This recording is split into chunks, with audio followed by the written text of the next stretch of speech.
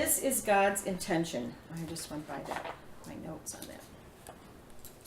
God's intention is that He created us to be His children like Him. Each one of you. In fact, your name is not a mistake. It speaks of some destiny in your life. It speaks of your personality. He created you to be like Him. His love is displayed in us as His children.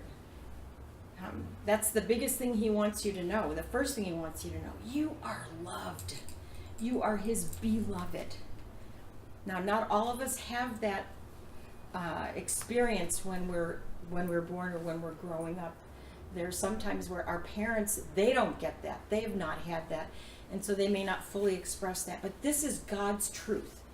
This is the real you. This is the true you. God didn't make any mistakes. In fact, I hear the slang used, God don't make no junk. He doesn't. We are made perfectly in His image. And no matter what different conditions someone might be born with, it's about this inner person that this is who God's formed us to be. And He can work with whatever I don't want to say accidents because I don't believe in that. Whatever difficulties, challenges come our way as part of that birthing and growing up experience, God is still in the business of performing Romans 8:28. Working everything for good to those who are called according to His purpose. And if you're born, you're called. You may not recognize that, you may not obey that, but that's His purpose, is for us to walk out His design. And this is something you could read every single day, Psalm 139. Wow, thank you. You are blessed, Christina, mightily. The truth is, God knows all about you. He knows all about you, princess. He knows all about each one of us. Psalm 139 tells us that. Everything you think before you even think it. What you cry in your heart, or where you go to in your heart, in your mind at nighttime.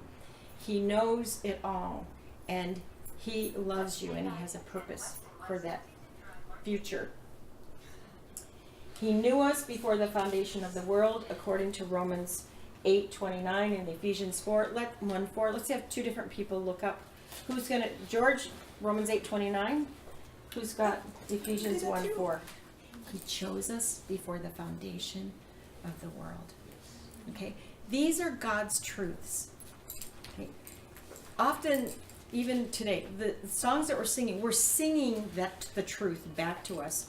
And just like I reminded us last week in Matt Redman's song, bless the Lord, O my soul. We need to speak those truths into our souls.